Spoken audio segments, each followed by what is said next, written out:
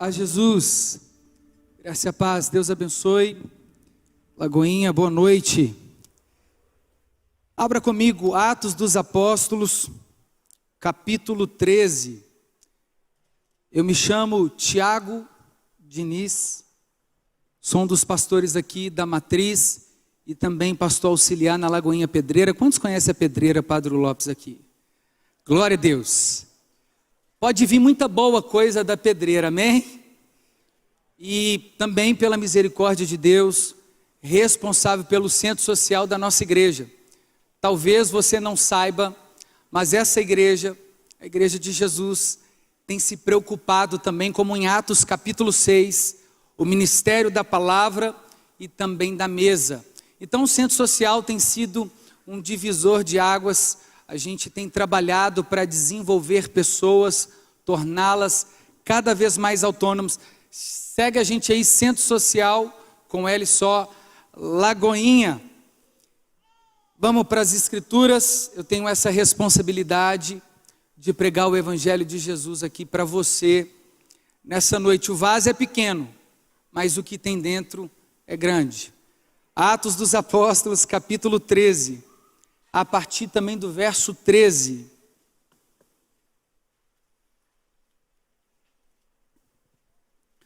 Atos 13, 13. Diz assim: E navegando de Pafos, Paulo e os seus discípulos e companheiros, dirigiam-se a Perge da Panfilha. João, porém, apartando-se deles, voltou para Jerusalém. Mas eles, atravessando de Perge para Antioquia da Psídia, indo num sábado à sinagoga, assentaram-se. Depois da leitura da lei e dos profetas, os chefes das sinagogas mandaram dizer-lhes: Irmãos, se tende alguma palavra de exortação para o povo, dizei-a. Pai, esta é a tua palavra. Mais uma vez, ó Pai, eu suplico para que o Senhor use a minha vida como um arauto nessa noite. A tua palavra é viva e eficaz, mais penetrante que uma espada de dois gumes. É ela que transforma.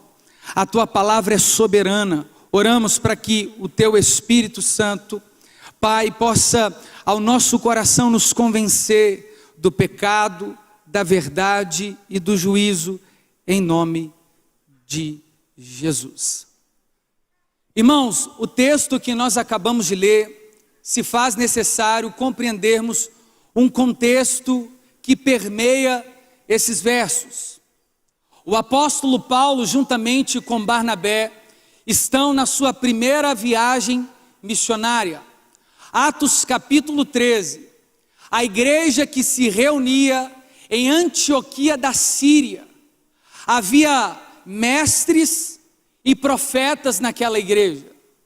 E eles, em oração, em jejum, a partir do Espírito Santo, enviaram Barnabé e Paulo para a pregação do Evangelho ao mundo gentílico.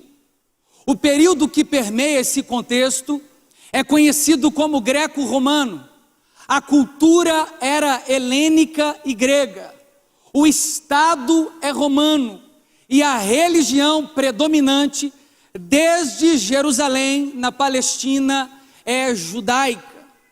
E é nesse contexto que o Evangelho está permeando o mar Mediterrâneo, porque Deus tem prazer em resgatar pecadores para transformá-los para a glória do seu nome. O tema que vos trago nessa noite, ousadamente, dentro de uma perícope aqui do texto, é: todas as coisas cooperam para o bem. Irmãos, nem para desviar você presta mais. Deus te estragou para dar errado. Porque uma vez que nós estamos em Cristo, somos nova criatura, as coisas velhas ficam para trás e tudo se fez novo. Então Paulo e Barnabé estão dispostos a pregar o Evangelho de Jesus em um mundo hostil ao Evangelho. O texto que nós estamos aqui inseridos, lendo, eles saíram de Jerusalém, estão subindo para Antioquia da Síria, e Antioquia da Síria era o ponto de partida para a pregação do Evangelho. Primeiro que quem dita as regras da vida daqueles que dependem de Deus é o próprio Deus. Você faz plano, mas é Deus quem executa. Você planeja, mas a resposta final sempre é de Deus, porque os seus pensamentos são pequenos, mas os pensamentos de Deus são muito maiores do que os meus e do que os seus pensamentos. E o Evangelho começa a se acender naquele contexto antigo. É a primeira viagem missionária. Lá vai Paulo e Barnabé. Barnabé é alguém da cidade de Chipre, ou do país de Chipre. Barnabé estivera na ocasião, em Atos capítulo 4, quando diz que entre eles, aqueles homens de Deus, havia um único sentimento e coração. E Barnabé tinha o nome de José. Ele deposita tudo o que ele tinha aos pés dos apóstolos. E é aí que os apóstolos dão um nome para ele, dizendo assim: olha, você não vai chamar mais José, seu nome agora vai ser Homem da Consolação. Se Deus não for o primeiro na sua vida, Ele também não vai ser o segundo. Deus deve ser sempre a prioridade.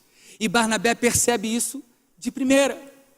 Tendo em vista que agora Barnabé, alcançado pela mensagem da pregação, ele sai a pregar o Evangelho em uma viagem missionária que talvez não tenha volta.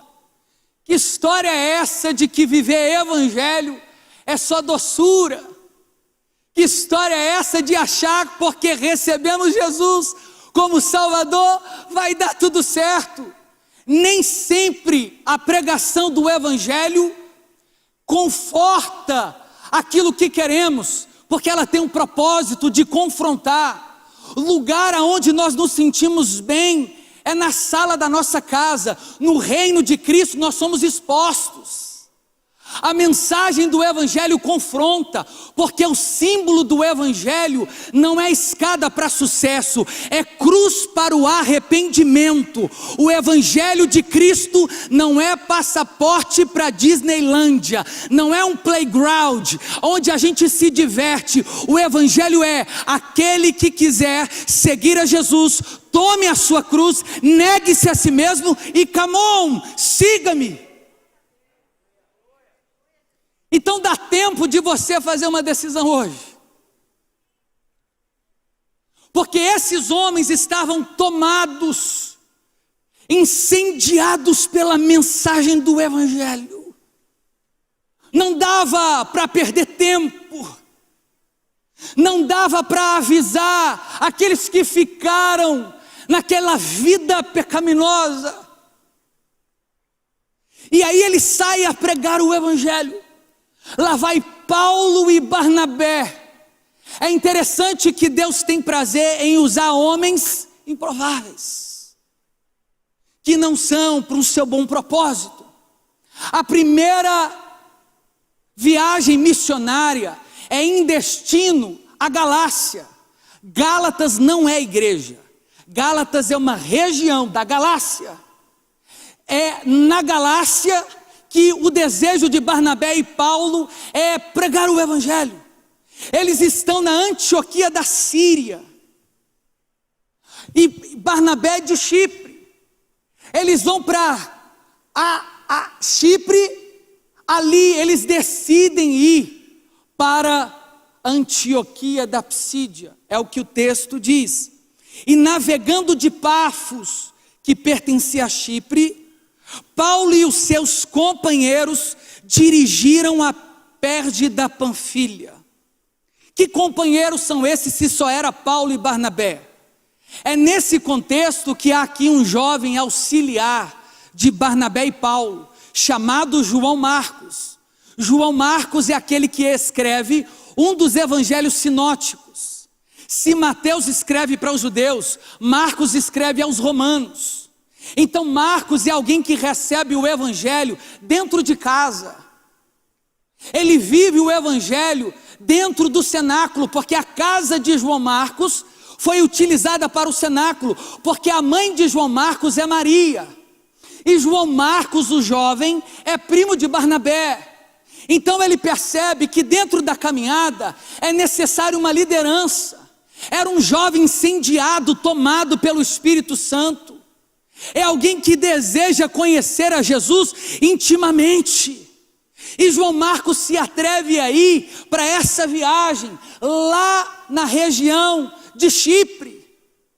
Mas o que João Marcos talvez não esperava é que o destino da viagem, quem dirige é Deus. Mas todas as coisas continuam cooperando para o bem. Até aquilo que deveria dar errado, Deus transforma para a glória do seu nome. Porque quem conduz o percurso da nossa história, quem dirige as estradas das nossas vidas, é aquele que nos chamou. E aquele que nos chamou é fiel para cumprir todas as coisas. Porque ele não é homem para que minta, nem filho do homem para que se arrependa. Se ele te prometeu, se ele te chamou, se ele te escolheu, ele vai te sustentar, ele vai te manter, ele vai te levar para um novo e vivo caminho, e não tem como mais voltar para trás, porque nós não somos dos que retrocedem, mas daqueles que avançam, daqueles que estão incendiados, tomados pela pregação do Evangelho, que anseia Jesus Cristo como centro da igreja, que anseia Jesus Cristo como centro das canções, que anseia Jesus Cristo como Senhor e cabeça da sua noiva. Igreja não é restaurante self-service, que você vem, come o que quer, arrota e ainda fala mal. Não, você vem, come o que tem na palavra e sai daqui transformado e dando glória a Jesus.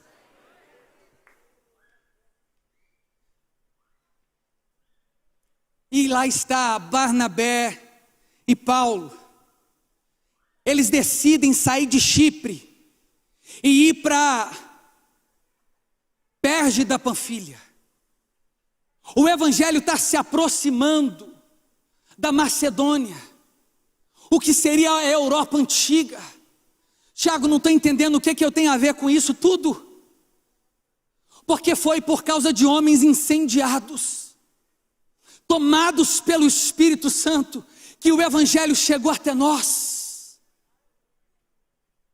E nós valorizamos pouco. Hoje nós temos Bíblia da mulher, do profeta, Bíblia de todo tipo, a gente só não lê para te conhecer. Basta entrar no seu quarto, se tem mais sapato e roupa do que Bíblia e livro, é isso que eu e você valorizamos. A gente é capaz de aumentar a roda do carro, mas não compra, não investe em uma boa teologia, porque nós não temos fome do céu. Por isso que contentamos com as iguarias deste mundo. O Evangelho nos convida a renunciar, inclusive os contatinhos. O Evangelho nos convida a renunciar à pulada de cerca, o adultério, a promiscuidade, a prostituição e a mentira. E vamos vivendo esse Evangelho doce, pula para cá. Toma posse da sua cruz, toma posse do seu chamado e prega o Evangelho aonde Deus te plantou, na faculdade, em casa, na vizinhança. Seja um arauto de Deus. Tem pessoas indo para o inferno e nós precisamos proclamar o Cristo que pode salvá-los. Esses homens vão para qualquer lugar,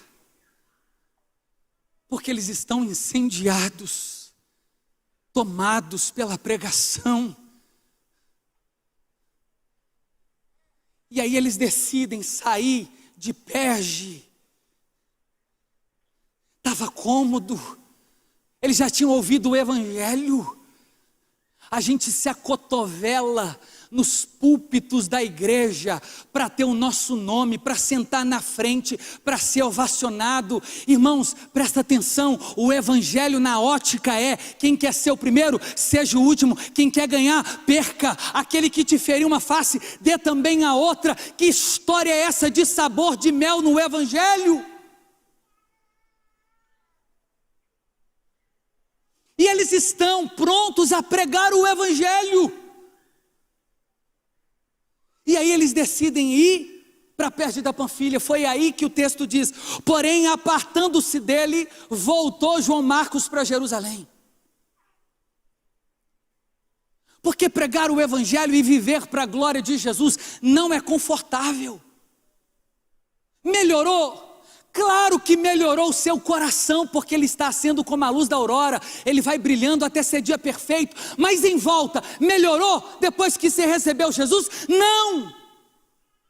Mas é você chamado para temperar o mundo, para redimir. Romanos capítulo 8 diz: a criação aguarda ansiosamente a manifestação dos filhos de Deus. É o crente que faz a história melhorar. E a gente, eu não sei se eu vou, sabe? O pregadorzinho daquela calça curta apertou demais o evangelho. Não foi o Flavinho que pregou, não foi no fulano que pregou. E aqui está um problema: cultos a personalidades. E tem gente deixando de receber algo de Deus porque não é quem ele queria que Deus usasse. Deus usa quem quer, na hora que quer, para um propósito glorioso. Ele se manifesta através de um propósito simples.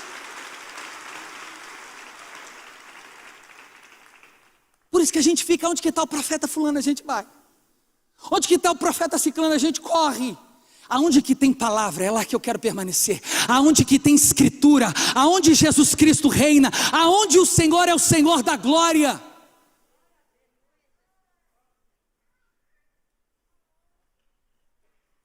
Por isso que João Marcos volta. Duas possibilidades.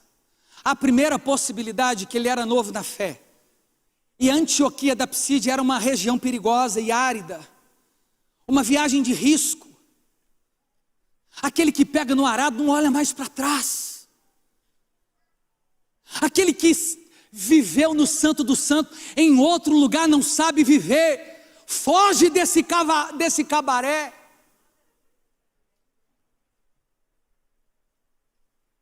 Larga a mão desse pagofunk.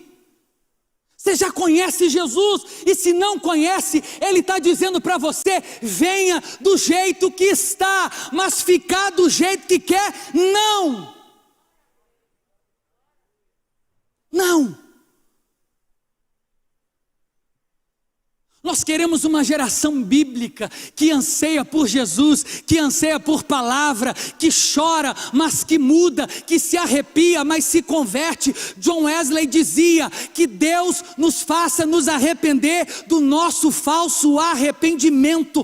Lágrimas não revela conversão, mão para cima e adoração não diz que você é crente. Crente é quando você está diante do pecado, mas escolhe servir em santidade a Jesus. Por isso, a primeira possibilidade de João Marcos ter voltado foi: Paulo, agora Saulo de Tarso, Saulo quer dizer Saul, o primeiro nome do rei de Israel. E Paulo é o seu nome romano, dupla cidadania, porque ele era da província de Tarso. E aí, a primeira possibilidade: talvez João Marcos não confiava na liderança de Paulo, porque Paulo, escrevendo aos Filipenses, ele relatou a sua identidade farisaica: circuncidado ao 8º dia, da tribo de Benjamim, hebreu de hebreu quanto à lei, perseguidor quanto à justiça que há na lei, irrepreensível. Se tinha alguém que conhecia a Torá de trás para frente, era Paulo. Saulo de Tarso, ele estudou aos pés de Gamaliel, passou pelo Talmidim, conhecia Gênesis, Êxodo, Números, Deuteronômio e Levítico. Eu sei que você não, mas eu tenho dificuldade de gravar o Salmo 23. Eu começo, o Senhor é meu pastor, e termino, tudo posso naquele que me fortalece. Que eu leio pouco, mas eu sei atualizar o iOS. A gente conhece pouco das escrituras, mas domina o TikTok. A gente conhece pouco da palavra, mas não sai do Instagram. Prioridade, se ele não for o primeiro, ele não vai ser o segundo também.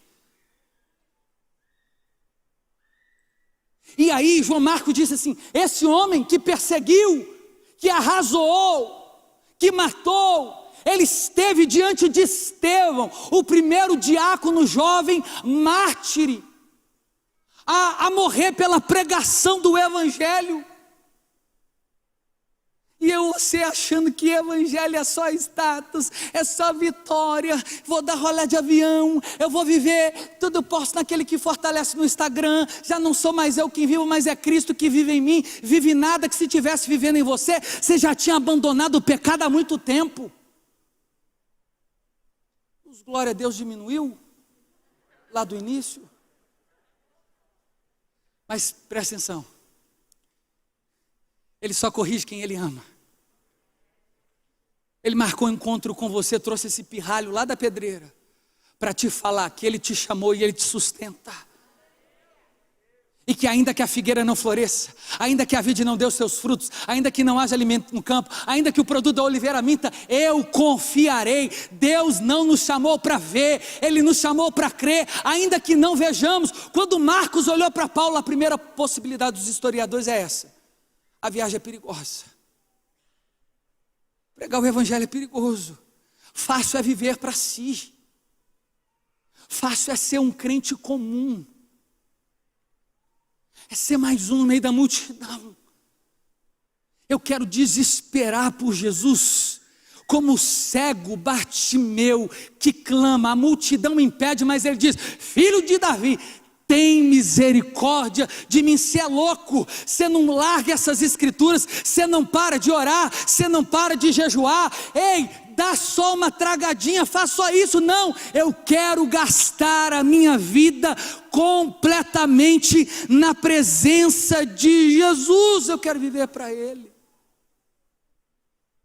E João Marcos pensa assim, não, esse homem não pode ser o que vai dirigir a caravana. A primeira possibilidade. A segunda é que Paulo antes matou, e agora caminhar com essa pessoa. Sim,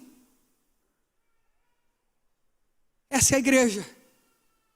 Ah, mas essa igreja só tem gente,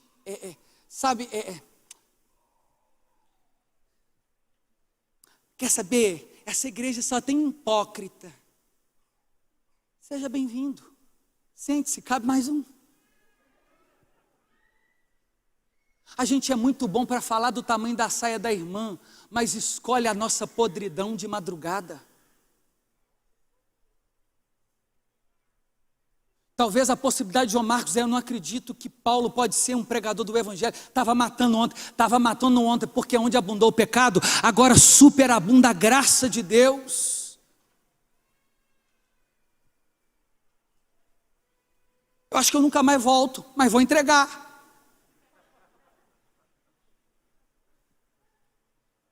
E aí, João Marcos volta para Jerusalém. E aí, o que Paulo e Barnabé faz? Param a caminhada. Ele viu que João Marcos voltou, Barnabé e Paulo pensam assim, e agora? Já estava tudo garantido, fui ferido, era para ele ir com a gente, voltou, vamos parar. É o que diz o texto, amém? Amém, igreja? Que amém? É isso que está escrito aí? Paulo e Barnabé continuou. No evangelho não tem lugar para ressentimento, para beijinho no ombro, para ferida que Cristo já nos sarou lá na cruz. Isaías capítulo 53 verso 4, e verdadeiramente Ele tomou sobre si os nossos pecados e as nossas dores, o castigo que nos traz a paz estava sobre Ele, e sobre as suas pisaduras nós fomos sarados. Lugar de chorar é no colo de Jesus e não no Instagram. Então enxuga as lágrimas e continua caminhando, crente, porque esta breve, momentânea tribulação está produzindo em nós um peso da glória eterna. Aleluia!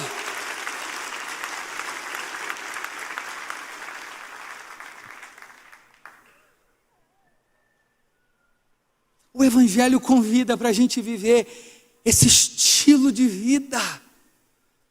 E aí, mas eles atravessando de Perge, foram para Antioquia da Psídia.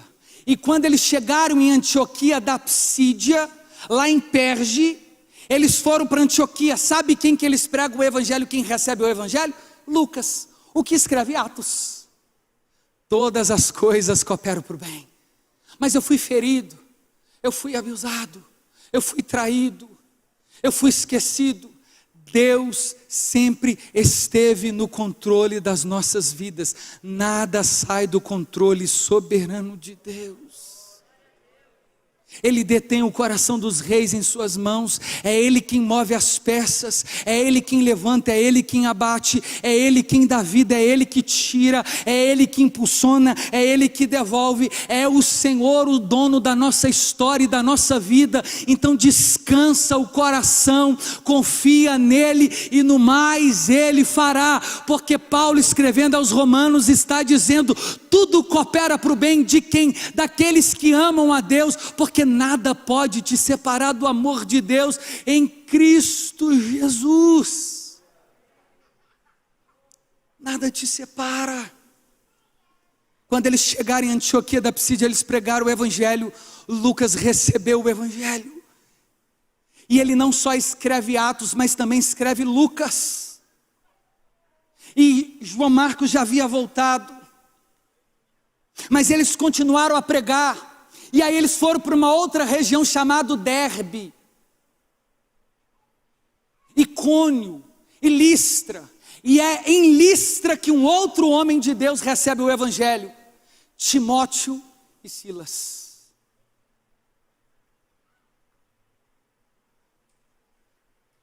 Deus levantou esses homens através da pregação do Evangelho. Imagina se Barnabé e Paulo voltam.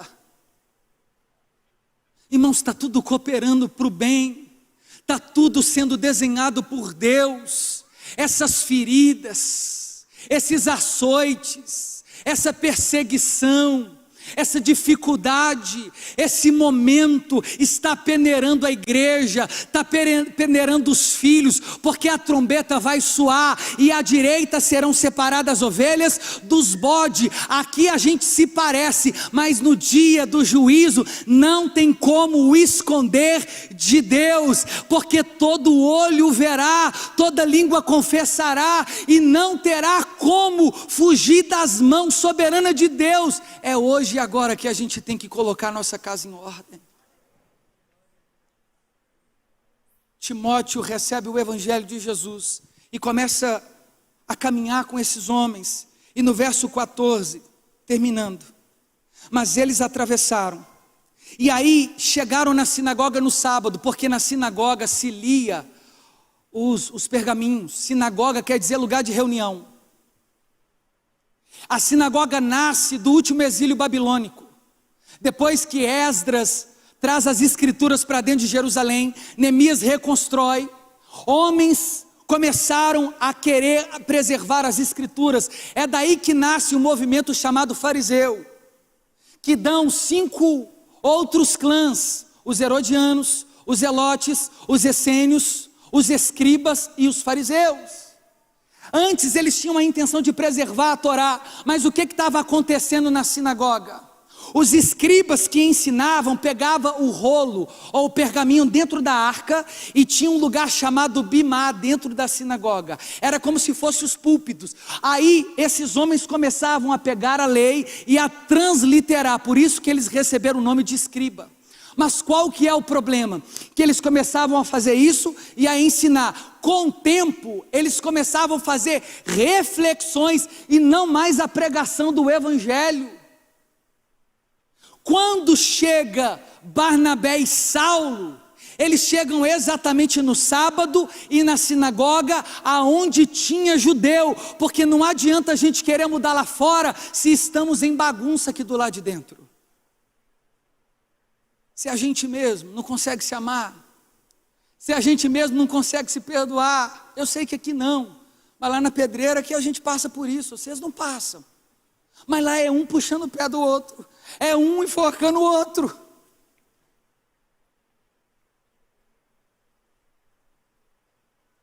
E aí o Evangelho diz assim, Atos dos Apóstolos. E eles pegam, estava durante a leitura da lei, dentro da sinagoga. Então o movimento fariseu nasceu com boas intenções. Não adianta começar bem com velocidade se não continua, porque quem é reconhecido como cristão, ele persevera até o fim. Ele não se vende, ele não troca o prato de lentilha, ele não se perde no caminho, ele permanece firme como os montes de Sião, ele não aceita a proposta, ele permanece em Cristo, ele ama Jesus acima de todas as coisas. E aí eles começaram a ensinar os líderes, os escribas, qual que foi o problema, porque depois que se leu, os próprios escribas disseram assim, olha só o que diz aí o verso 15, parte B, irmão, se tem alguma palavra de exortação, traz para nós. Nós queremos ser corrigidos e confrontados. Não procure por pregações que massageiem o seu ego.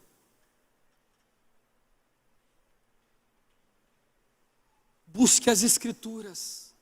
Essa passagem se cumpre. O que diz Amós capítulo 8, verso 11, que naqueles dias haverá fome e sede das Escrituras e eles não encontrarão a palavra. O problema da nossa geração não é falta de pão, é falta de fome. Que a gente é capaz de sair de um culto como esse e continuar se masturbando, traindo a esposa, o marido, agredindo a mulher em casa.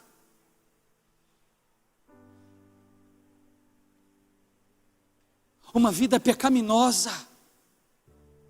E na hora da ceia, vem aqui, levanta a mão, chora.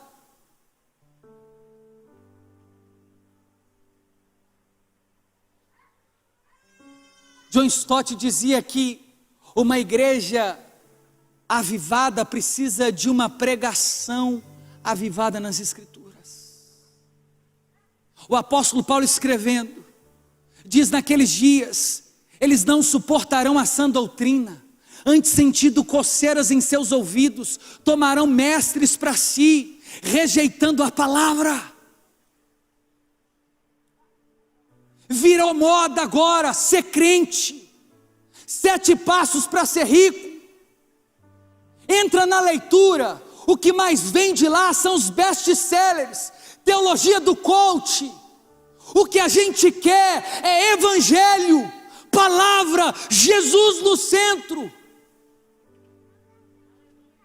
É uma geração que vem aqui arrependida do pecado e sai daqui transformada.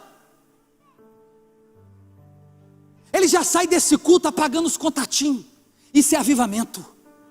Ele já sai daqui descendo lá na seara, vai estar fechada, mas a sede é tanta por palavra. Mas a gente sai daqui, entra na pizza, entra na piada, entra no TikTok. Que culto é esse?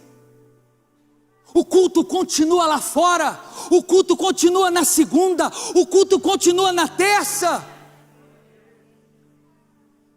Tem crente que só ora no culto, só lê Bíblia no culto e quer ser transformado como?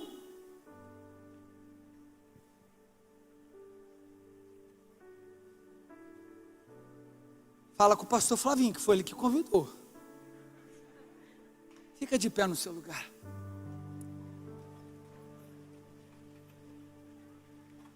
A palavra primeiro fere o pregador. 5 jovens chegaram em uma cidade da Inglaterra. Lá estava Charles Haddon Spurgeon pregando. E eles disseram assim: eu quero ver o que esse homem faz. O porteiro do lugar disse: eu vou te levar.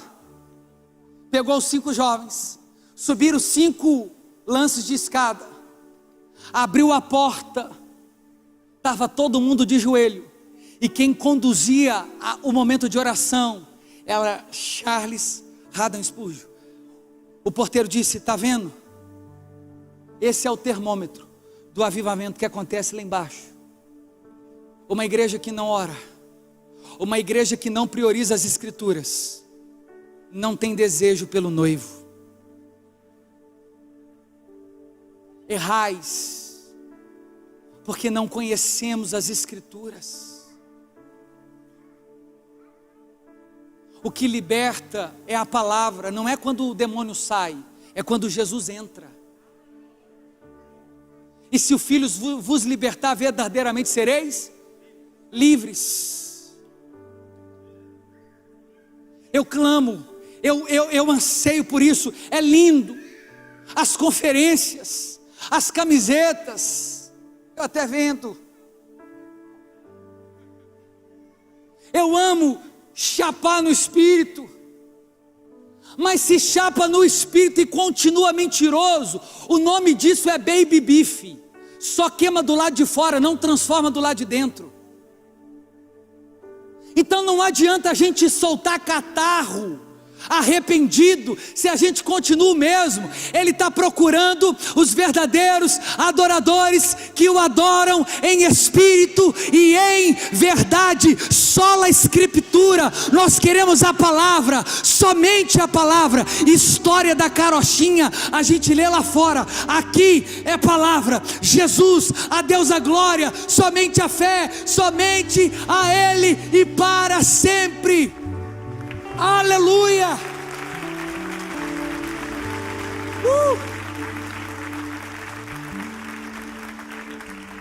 Feito essa introdução, entramos na mensagem. É isso que vai acontecer um dia, se a gente amar a palavra. A gente vai começar um culto e ele não vai parar nunca mais, porque o fogo arderá continuamente no altar e não se apagará. Você crê nisso? Você vai sair daqui, vai comprar uma Bíblia de estudo, diminuiu as mãos. Você vai sair daqui procurar um comentário. Você vai sair daqui, vai ler mais a palavra. Eu profetizo que você vai abrir mão do TikTok, receba. Você vai cancelar o Netflix e vai voltar a conhecer Joel, Amós, Isaías, Jeremias, Pedro, Tiago, João, os profetas, a lei, o sermão do monte. Essa é a geração que ele procura, que deseja, que ama somente a centralidade de Jesus. Isso é o que nós queremos. Pai, eu quero te agradecer. O Senhor me trouxe aqui nessa noite para pregar a Tua palavra. A Tua palavra nem sempre nos encoraja a viver para o Senhor e não em prol de nós mesmos. Pedimos o Senhor nos consola, nos faz arrepender do nosso pecado e entregar a nossa vida completamente ao Senhor. É o que te pedimos, em nome de Jesus.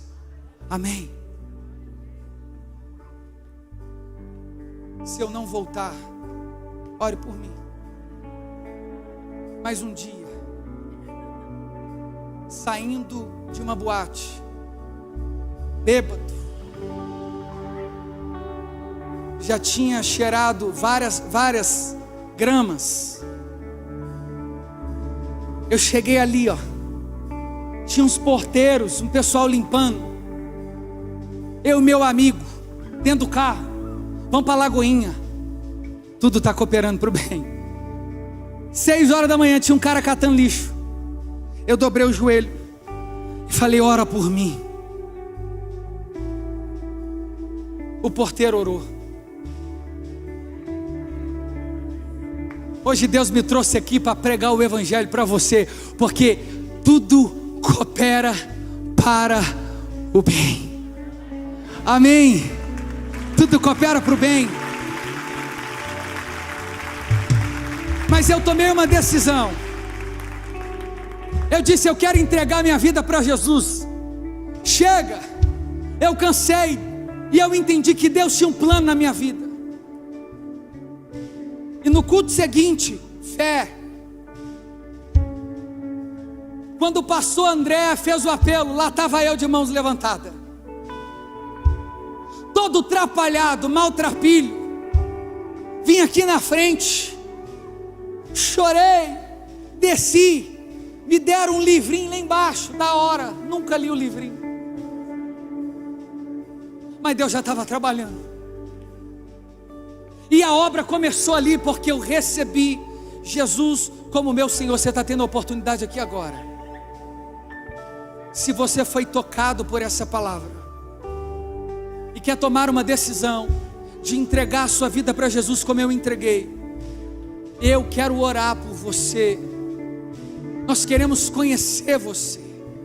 Existe alguém nessa noite que quer entregar a sua vida para Jesus? Levante a sua mão. Você que está em casa, vai aparecer um telefone no seu televisor, você vai ligar e nós vamos acompanhar, orar por você. Existe alguém aqui que quer entregar a sua vida para Jesus? Levante a sua mão. É a decisão mais importante da nossa vida. Se você está na sua casa e tomou essa decisão, a partir de hoje, a sua vida nunca mais será a mesma, porque onde abundou o pecado, superabundou a graça. Todas as coisas cooperam para o bem. Levante a sua mão para o céu. Que o amor de Deus Pai, a graça maravilhosa do Senhor Jesus e as doces consolações do Espírito Santo seja com cada um de nós, espalhado em toda a terra, não somente hoje, mas para todo sempre. Vá em paz, tenha uma semana abençoada. Cristo vive em você. Deus te abençoe, em nome de Jesus.